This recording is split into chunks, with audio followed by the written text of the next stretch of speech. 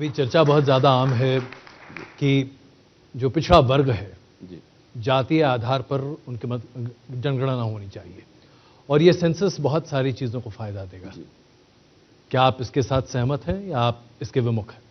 नहीं, हो जाए उसमें कोई दिक्कत नहीं है, लेकिन एक और चीज़ हम आपके ध्यान में और इंडिया टीवी के माध्यम से सभी सम्मानित दर्शकों के ध्यान में लाना चाहेंगे।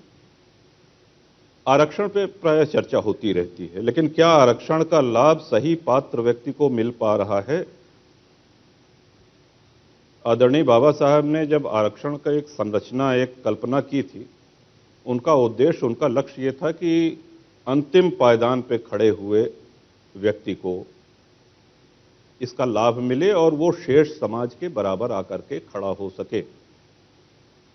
अब क्या होता है कि सिर्फ बिरादरी देखी जाती है। दलित आईएएस का बेटा वो आईएएस होता है, दलित आईपीएस का बेटा आईपीएस होता है, आमतौर पे ऐसा देखा जाता है। और जो मलिन बस्ती में रहने वाला असली गरीब दलित है, वो जहां का तहां आज भी है। तो आरक्षण की रोशनी जो उनके लिए एक परिकल्पना थी बाबा साहब अम्बेडकर की, उस व्यक्ति को छू नहीं पा रही है, उस व्यक्ति के जीवन को प्रकाशित नहीं कर पा रही है।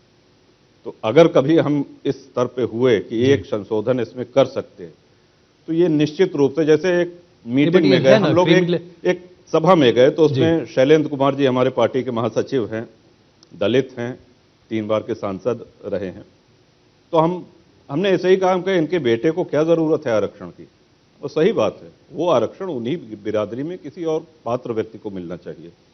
तो ये हमारा मानना रहा है कि आरक्षण के पीछे जो मूल भावना है वो है कि जो पिछड़े हैं, जो दलित हैं, जो वंचित हैं, उनको आप आगे ले आकर के और शेष समाज के समकक्ष ले आकर के खड़ा करें। और दुर्भाग्य से होता ये रहा है कि अफसरशाही इस पे पूरी तरीके से हावी है और इसका लाभ अफसरशाही के पुत्रों तक ही सीमित रह गया है अधिकांश। अभी जो क्रीमी लेयर का जो प्रोविजन बना हुआ है, ये भी एक तरह से वही है।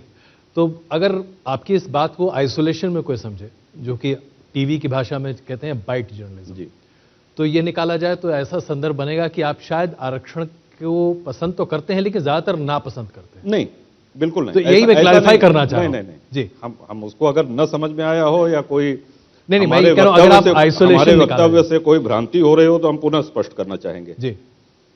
हमने ये कहा कि आरक्षण की रोशनी, आरक्षण का लाभ जहां तक पहुंचना चाहिए, जिन लोगों तक पहुंचना चाहिए, वहां नहीं पहुंच पा रहा है।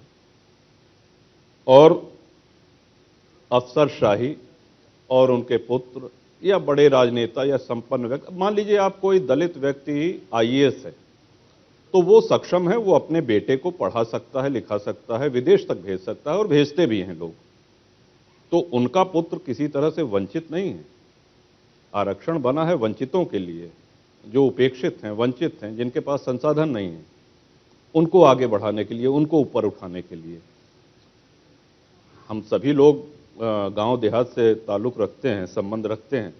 अगर आप ढूंढने लगिए तो शायद ही किसी मलिन बस्ती में, किसी दलित बस्ती में आपको कोई आईएएस या आईपीएस मिलेगा वहां का रहने वाला। ये हमारा कहना है।